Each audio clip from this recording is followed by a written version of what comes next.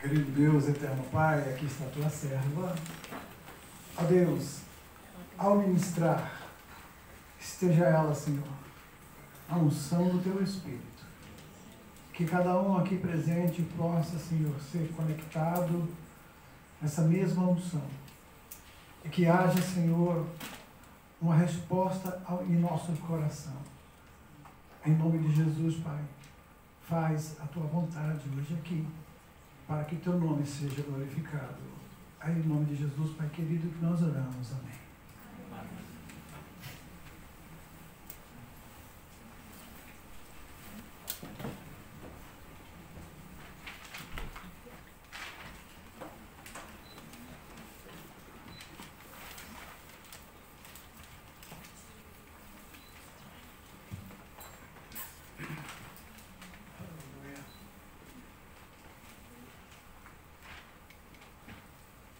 A paz do Senhor. Amém. Boa noite, igreja. Primeiro eu queria saber se alguém está sem a folhinha que foi entregue ontem. Ele vai entregar para vocês. Não pegou ontem. Quem não pegou ontem? Deixa eu ver. Não sei se eles vão trazer. Esqueci o ver. Vai atrás.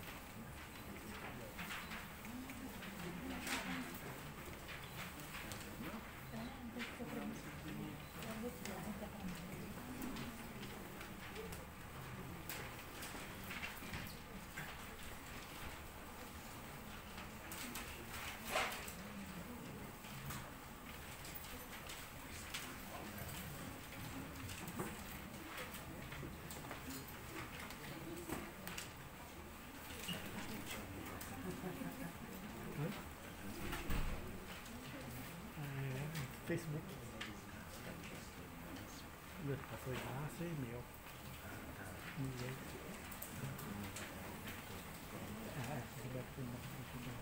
Tá tudo direito.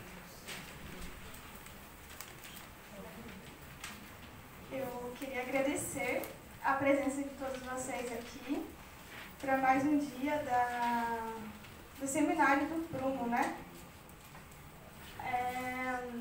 Ontem a Bruna falou a respeito da história e quem é o Bruce Thompson, né? Que ele é o autor do livro Paredes do Meu Coração, que é baseado em todo o nosso estudo.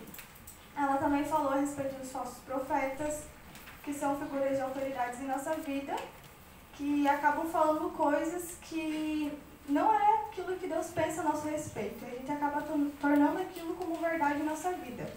Também falou a respeito das uvas verdes, sobre nós termos a autorresponsabilidade. Eu dei início também sobre as paredes que nós erguemos em volta do nosso coração como forma de nos protegermos e comecei a falar sobre a parede da rejeição. Hoje a gente vai falar sobre a parede da revolta. Ela também é uma parede que nós erguemos como forma de proteção e assim como a parede da rejeição, ela também nos impede de vivermos a personalidade que Deus tem planejado para nós.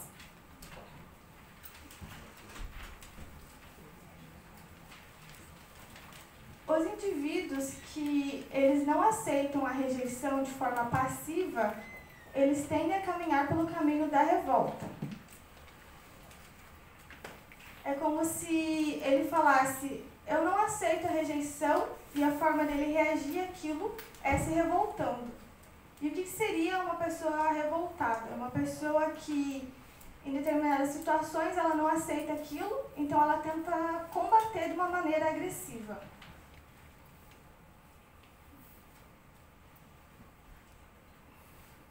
Assim como na rejeição, a revolta também causa distorções psicológicas sérias, que elas afetam as três áreas, que é a emoção, o intelecto e o espírito.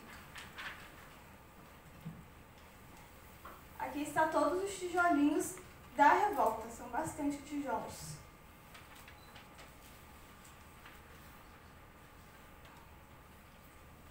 Como os tijolos que a gente ergue na área das emoções, estão a hostilidade, a presunção, sofisticação, euforia e depressão.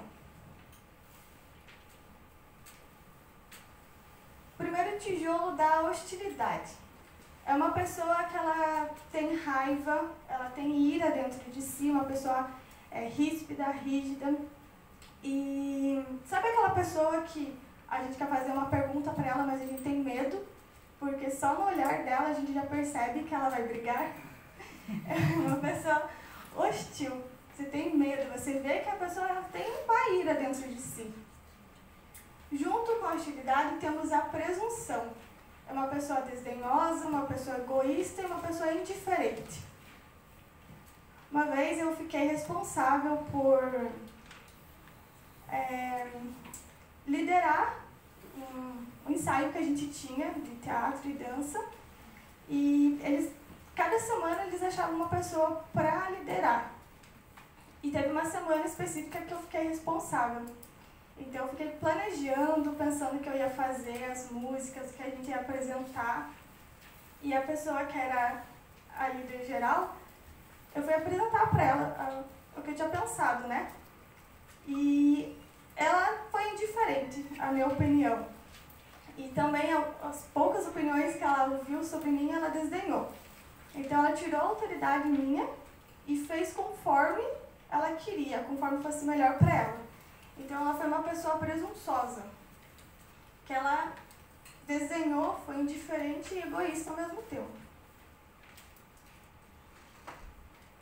Sofisticação deriva da palavra sofisma, significa falso, ou seja, uma pessoa artificial, uma pessoa que ela muda-se para tentar agradar ou enganar os outros. Eu também tinha esse tijolinho na minha vida. Quando comecei a frequentar os cultos e ir para a igreja, eu não tinha um relacionamento verdadeiro com Jesus. E então eu ia para a igreja e o que eu podia fazer para servir ali na igreja, eu servia. Eu tratava bem as pessoas, os irmãos da igreja, mas eu chegava em casa e eu era uma pessoa completamente diferente. Eu servia na igreja, mas eu não arrumava nem minha cama em casa. Eu tratava bem as pessoas na igreja, mas eu tratava mal meus irmãos, eu não honrava meus pais. Então eu era uma pessoa sofisticada, eu tentava fingir ser alguém que eu não era. Euforia e depressão é uma variação de humor. A pessoa está lá eufórica, está alegre, está animada e de repente ela vai para uma tristeza e uma depressão profunda. E é como se fosse uma montanha russa. Ela está lá em cima, daqui a pouco ela está lá embaixo. E quem não consegue controlar as emoções, nas piores hipóteses, ela pode tornar uma psicose.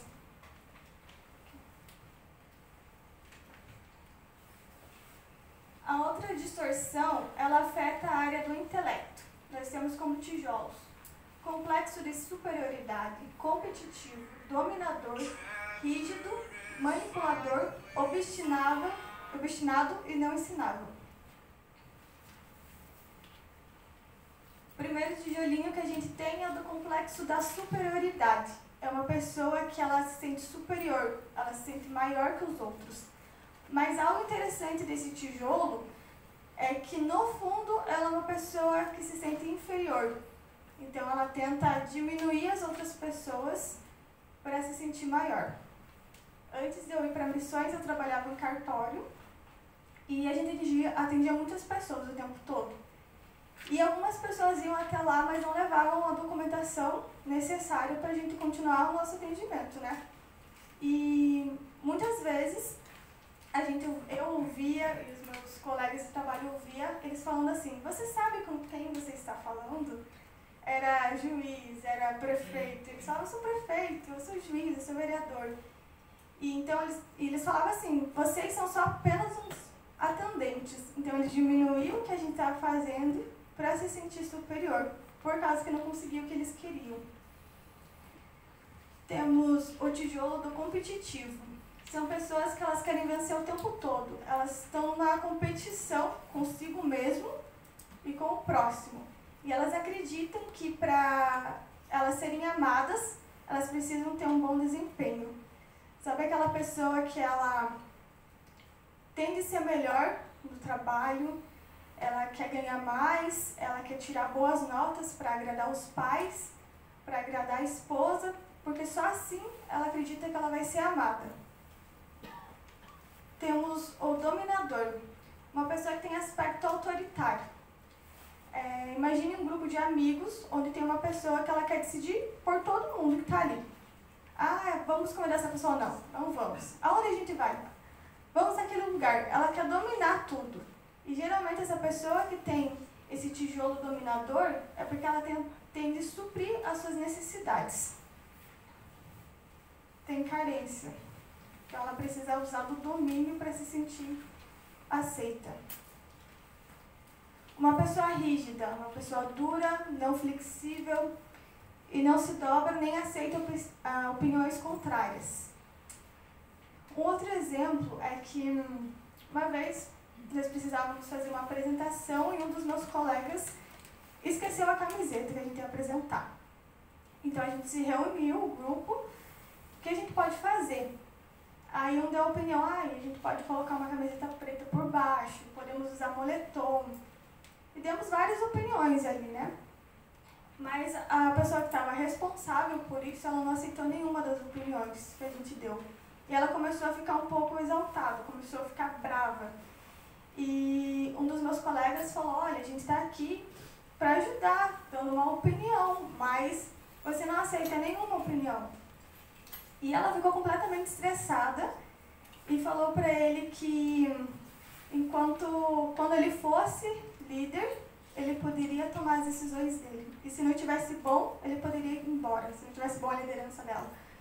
Então, ela foi completamente rígida, foi completamente dura, não aceitava opiniões contrárias ou outras opiniões que não fosse a dela. Obstinado é uma pessoa teimosa e relutante. Um exemplo é Balaão. A mula ou jumenta tentava avisar ele de várias formas do que estava lá na frente, mas ele queria continuar seguindo reto. E a jumenta precisou falar com ele para ele poder entender. E muitas vezes somos assim na nossa vida. A gente é obstinado por alcançar algo e as pessoas vêm e falam pra gente, não vai por aí, esse caminho não tá certo, não vai dar boa. E a gente continua obstinado, até que chega lá na frente e a gente acaba se decepcionando, acaba se machucando. Não ensinável, uma pessoa que ela acredita que ela tem o conhecimento necessário e não aceita receber conhecimento de outra pessoa, não aceita que outra pessoa venha ensinar ela. A gente vem em Provérbios, que diz o seguinte, ensine o sábio, ele se tornará mais sábio. Corrige o sábio e ele se tornará mais sábio. Corrige o tolo e ele se tornará seu inimigo. Pessoa não ensinável, ela não aceita correções.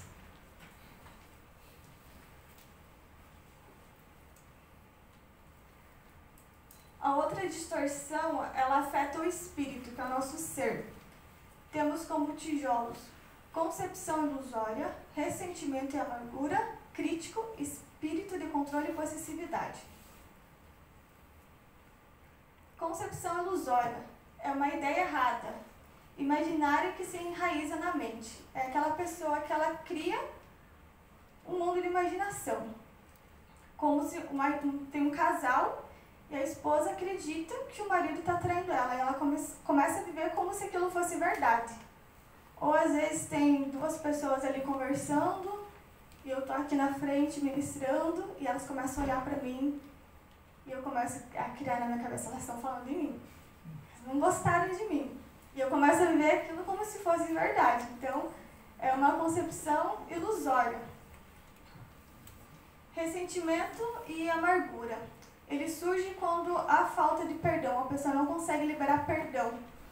Então, aquilo fica corroendo por dentro e ela acaba se tornando uma pessoa ressentida, uma pessoa amarga, uma pessoa que ela murmura e reclama o tempo todo. Tudo por causa da falta de perdão.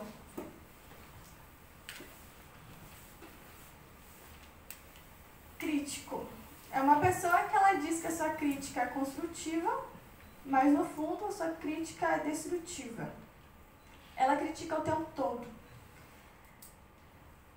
Por exemplo, eu estou cozinhando um arroz e a gente aprende de cada pessoa aprende de uma maneira diferente. Aqui tem a coisinha de fazer arroz, esqueci o nome, né? Panela? Panela! Panela! Mas lá no Brasil, a gente faz a panela, mas não é elétrica, né? Então tem várias formas de fazer arroz. E é como se uma pessoa chegasse para outra e falasse assim: você está fazendo errado? Você colocou sal demais. Ah, lá a gente coloca sal. Você colocou sal demais. Você colocou muita água. Você não pode nem casar, não sabe nem fazer um arroz. Uma pessoa que está... uma pessoa crítica, né? Controle e possessividade. É uma pessoa que por causa da falta de segurança dela, ela se torna uma pessoa que quer controlar a outra pessoa. Então ela tenta controlar que horas a pessoa vai sair, o que a pessoa vai vestir, com quem ela está falando, e ela acaba acreditando que a outra pessoa é de sua propriedade, de sua posse. Então ela se torna uma pessoa controladora e possessiva. Infelizmente, aquela pessoa que tende a seguir o prumo humano da rebelião, ou da revolta, na pior das hipóteses, ela tende a cometer o homicídio. E para descontar toda a sua agressividade em outra pessoa. O homicídio não precisa ser necessariamente, literalmente falando, mas ela pode acabar matando os sonhos de outra pessoa. Aplicação para a vida. Agora vocês vão pegar a folhinha de vocês. Vocês têm que reconhecer os tijolos que vocês acabaram colocando e construindo essa parede. E tentar lembrar que situações causaram o aparecimento desses tijolos.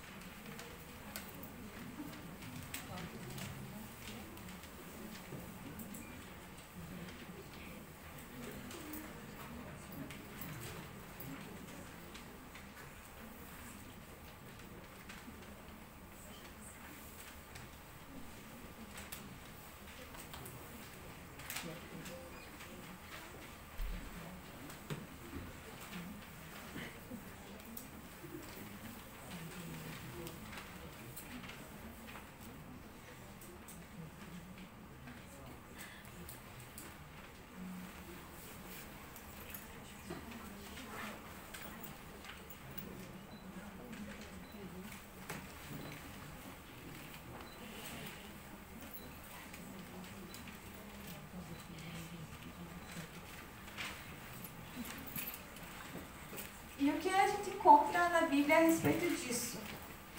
Lá em Mateus 10:39 diz o seguinte: quem acha a sua vida perderá, e quem perde sua vida por minha causa a encontrará. Então, se você identificou esses tijolos, eu convido vocês a realmente entregar diante de Deus, a realmente abrir mão do seu eu, abrir mão do seu espírito crítico, do seu orgulho, de tudo aquilo que você acabou erguendo, todos aqueles tijolinhos. Abra a mão e começa a entregar para Jesus tudo isso. E quanto mais você dá de si, mais em Cristo você tem em sua vida. Amém?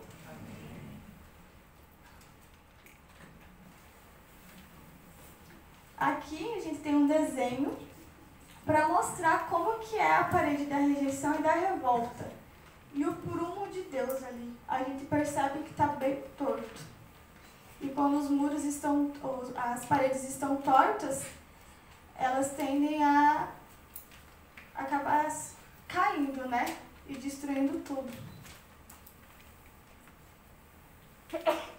Agora a gente vai entrar em outro assunto, que é a manipulação. A manipulação é a tentativa de controlar uma situação ou uma pessoa. Temos 3 tipos de manipulação: a traiçoeira, a sedutora e a sutil. A traiçoeira, ela espera a hora certa de encurralar a vítima. Na natureza, a gente vê a cobra sucuri. Ela espera um mês ali, ela fica vendo toda a rotina ali da sua presa e ela espera o momento certo para dar o bote na presa. Assim acontece na manipulação traiçoeira. Ela espera a hora certa para encurralar a vítima. A sedutora, ela é perigosa, mas ao mesmo tempo é atraente. Sabe aquela pessoa que tenta te manipular pelo jeito que ela fala? Ela tem uma voz calma, uma voz tranquila, tentando passar confiança para você. Às vezes a maneira que ela se veste, uma maneira formal, tudo para tentar manipular você. Ou você pode ser esse manipulador também, né? E tem a sutil. Vai envolvendo gradativamente para que só seja percebida depois que estiver bem enraizada. Então, é aos poucos, não chega manipulando já de cara, mas ela vai devagar, vai ganhando sua confiança e quando vê, você já foi influenciado.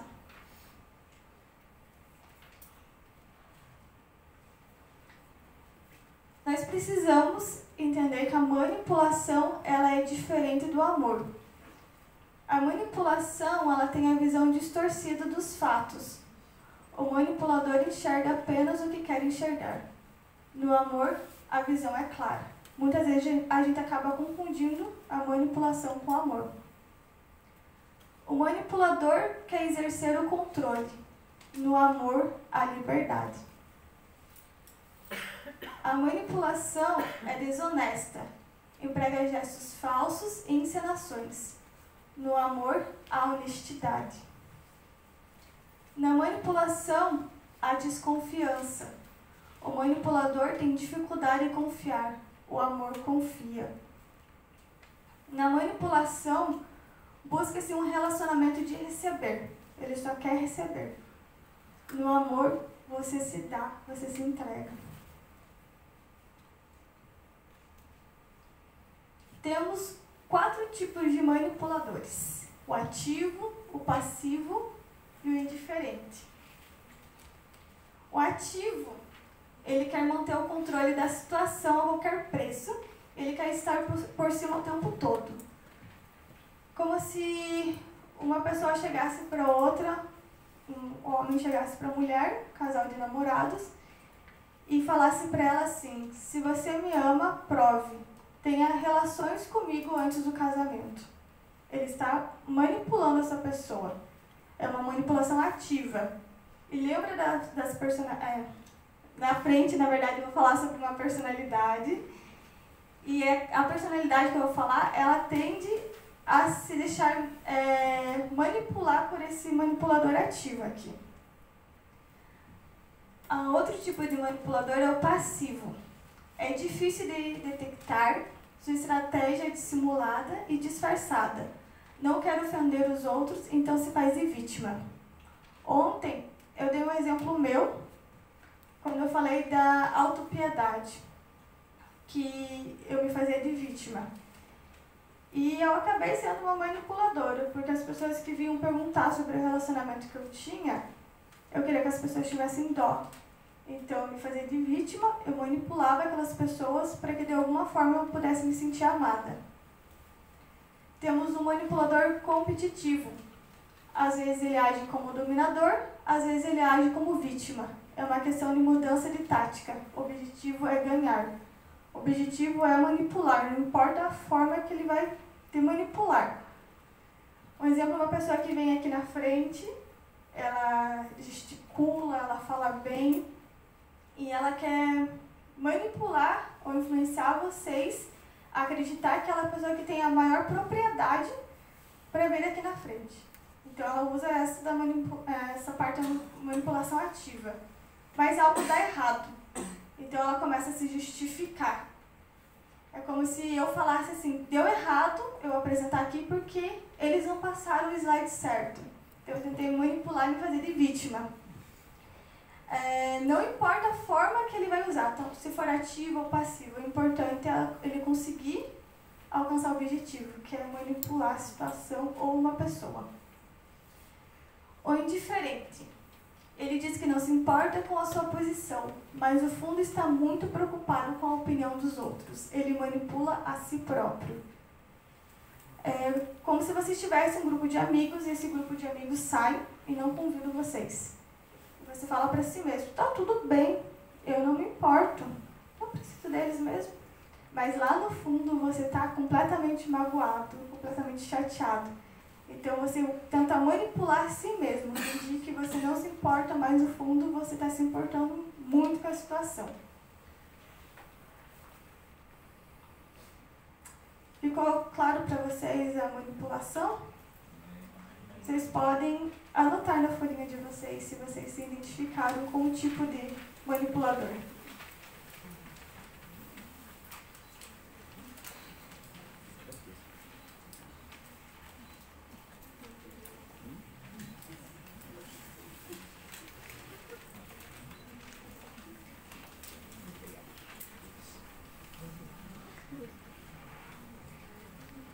Lembrando que vocês têm que fazer uma autoanálise, né? Muitas vezes a gente quer analisar as outras pessoas, a minha mãe, meu pai, meu irmão, mas é necessário a gente fazer uma autoanálise disso tudo.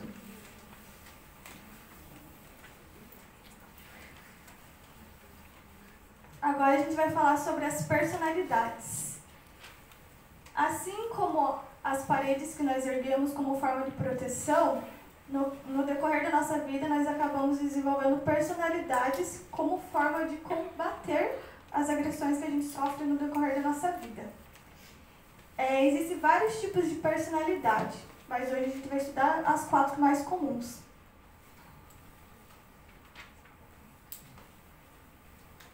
A primeira personalidade é a cordata, que é passiva. Ela está na parede da rejeição, essa personalidade. E ela procura sempre estar rodeada de figuras de autoridade. Ela procura satisfazer a sua carência emocional. É aquela pessoa que ela está o tempo todo perto de líderes, perto de pessoas importantes, ou perto dos pais também, que são figuras de autoridades. Tudo para suprir essa carência que ela sente. Ela também busca servir muito as pessoas. A satisfação da sua carência afetiva e da sua necessidade de aceitação. Ela precisa ser aceita. Então, o que é a carência dentro dela, ela tenta suprir com a parte de pessoas que aceitem ela. É o tipo de pessoa que tende a agradar mais os homens do que a Deus. E devido ao seu forte desejo de ser aceito e amado, é vulnerável ao pecado da imoralidade. É o que eu ia falar já hoje, da manipulação ativa, que é o exemplo que eu dei, que é um casal, e o homem fala, se você me ama, prove. E a personalidade cordata, ela tem tendência a se deixar manipular. E muitas vezes ela acaba sendo vulnerável ao pecado da imoralidade. Se ela sofre uma desilusão, mesmo que seja da imaginação dela, ela tende a ir para uma depressão profunda.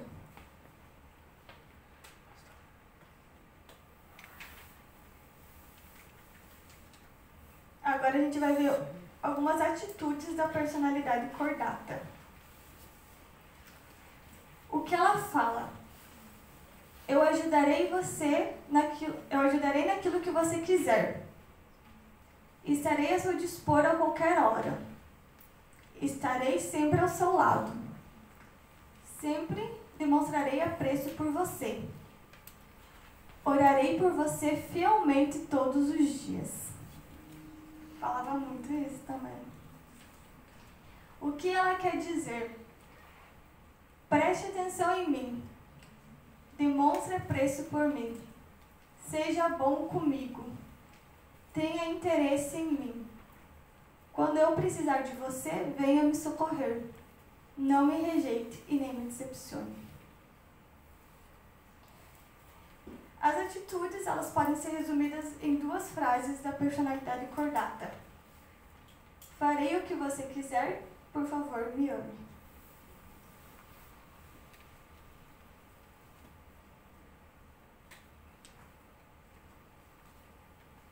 Nós encontramos na Bíblia uma pessoa que tinha essa personalidade cordata, que está em 1 Samuel 15:24, que era o rei Saul. Ele desobedeceu uma ordem divina, que era para destruir os inimigos, por causa que ele queria ser aceito pelas pessoas. E essa desobediência a Deus, para tentar agradar mais os homens, acabou fazendo com que ele perdesse o reinado dele e ele teve um declínio na sua liderança. Outra personalidade que temos é a derrotista. Também ela está ligada à parede da rejeição. Na maioria das vezes, a pessoa que ela tem a personalidade cordata, ela tende a ser derrotista também. Essa personalidade, ela afasta de pessoas, recusando qualquer tipo de ajuda. Em muitos casos, quando são magoados por uma figura de autoridade, pouco a pouco deixam de confiar nas pessoas. Não aceitam a possibilidade de vivenciar outra decepção. Então, elas colocam uma armadura e não deixam ninguém ter acesso. Até tem um desenho ali de uma pessoa com uma armadura, que ela se fecha. E quanto maior a profundidade das mágoas sofridas, mais impenetrável será a sua armadura.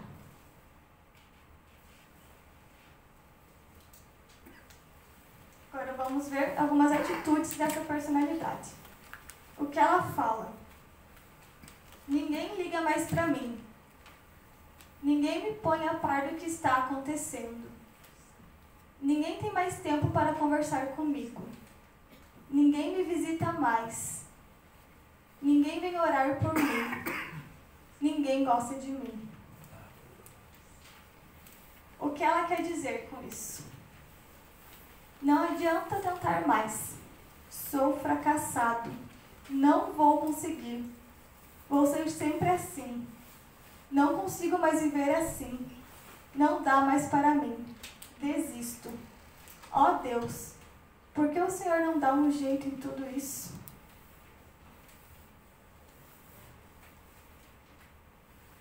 São frases que a gente escuta bastante.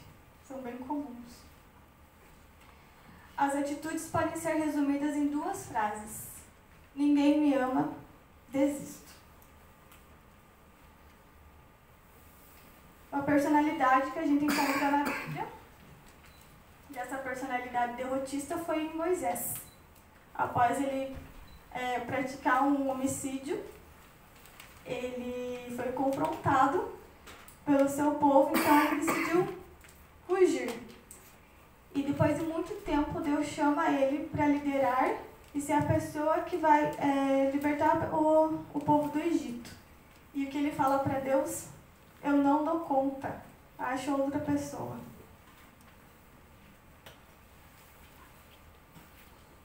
Vocês conseguiram entender as 2 personalidades?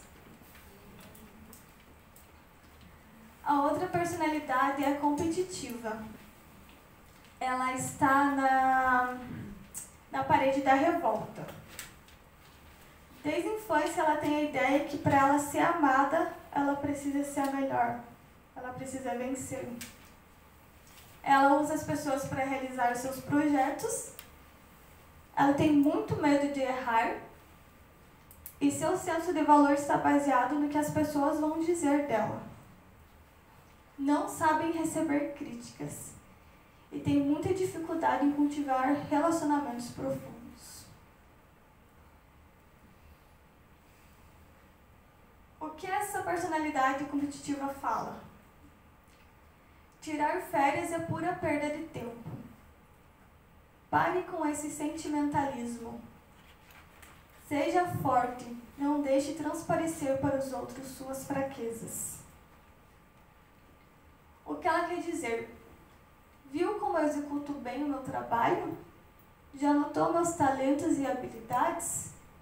Percebe como sou indispensável? Não vai elogiar meu trabalho? Diga que sou perfeito e me fará feliz. Nunca me diga que sou fracassado. As atitudes dessa personalidade, pode ser resumida em 2 frases também, que é: não tenho defeitos, portanto você não tem outra alternativa a não ser me amar. Você precisa de mim e do meu trabalho, portanto me ame.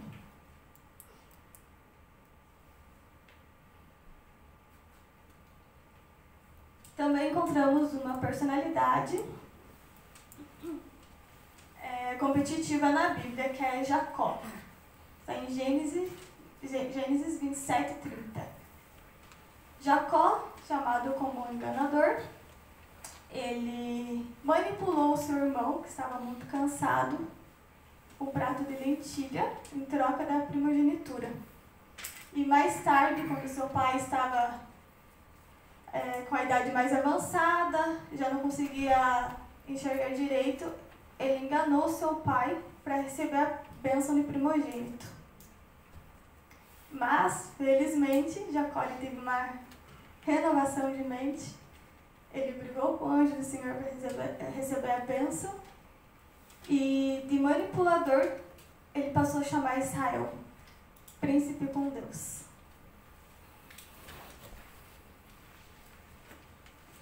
E a última personalidade que temos é a personalidade crítica. Também é da parede da revolta. Ela se afasta das figuras de autoridade de uma maneira agressiva, faz afirmações duras de condenação. Ao atacar os outros, seu intuito é convencê-los de que eles também não merecem amor. Acredita que se ele está sofrendo, os outros também merecem sofrer. Sofreu tantas desilusões que chegou à conclusão que não merece ser amado e desistiu de amar. Tem a reação agressiva, ataca os outros e nada está bom para ele.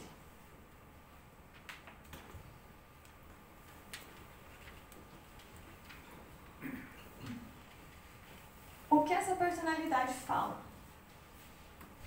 Viu como o meu desempenho é nota 10? Vou te ensinar a fazer isso. Tenho certeza que estou com razão. Preste atenção no que eu digo. Sou eu quem manda aqui. Faz afirmações duras de condenação. Ela diz: você nunca vai melhorar, não é? Você é um caso perdido. Não tem jeito. Você é burro. Você não faz nada certo. Você sempre atrapalha tudo. A culpa é toda sua. Essa pessoa que tem essa personalidade crítica tende a ser um falso profeta na vida das pessoas. E o que eles estão querendo dizer? Sei que não sou querido, mas você também não é. Não há amor no mundo para mim. Estou sofrendo por causa disso. E você vai sofrer comigo. Encontramos alguém com essa personalidade também na Bíblia. Está em João 12:4, que é Judas, o traidor. Ele, por causa da sua personalidade crítica e negativa, ele condenou a mulher que ungiu os pés de Jesus.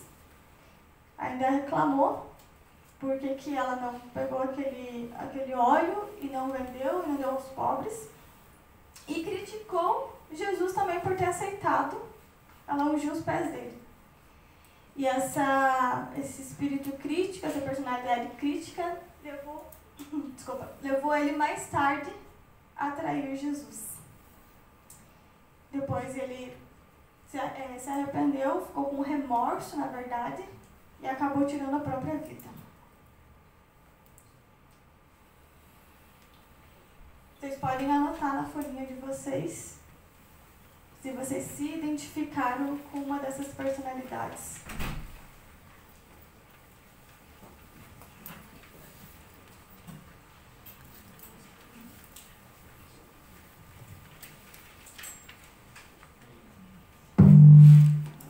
Opa, gente.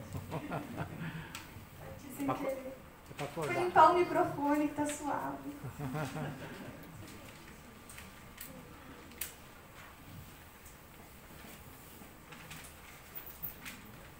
O que nós encontramos na Bíblia? Em Efésios 4:13, fala que precisamos crescer até chegarmos à estatura da plenitude de Deus. Quanto mais abrimos mãos do nosso eu, mais nos tornaremos semelhante a Cristo. Mais nós voltaremos à essência que Cristo nos deu. Mais o nosso caráter é forjado e mais nós recebemos o caráter de Cristo em nossa vida. Amém? Amém. Eu vou passar um videozinho para vocês. E eu quero que vocês prestem atenção. Tentem ver se vocês conseguem reconhecer algumas personalidades, alguns tijolinhos através desse vídeo.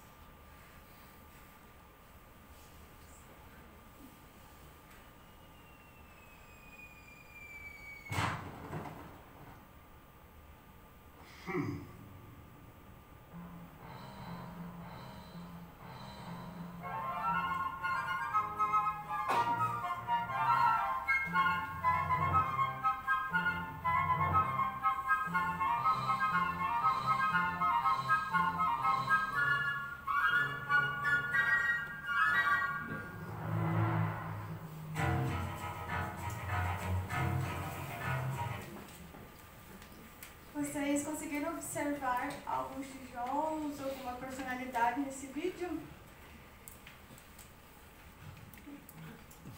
Pra entender como assim, né? O rei ali, ele é um manipulador ativo puro. Ele viu a oportunidade ali de satisfazer a sua vontade e usou esqueci o castor. Usou o castor para construir para ele ali. O castor, a gente vê que ele estava na parede da rejeição, estava sendo rejeitado, se deixou manipular pelo rei e no final, na metade, na verdade, a gente vê que da rejeição, da parede da rejeição, ele pendulou para a parede da revolta. Tentou matar o rei também, que a gente viu ali que na parede da revolta, na pior das hipóteses, ele pode praticar o homicídio. Tentou matar o reizinho ali, não conseguiu. Mas a gente viu esse pêndulo da rejeição para a revolta. E é sobre isso que a gente vai falar.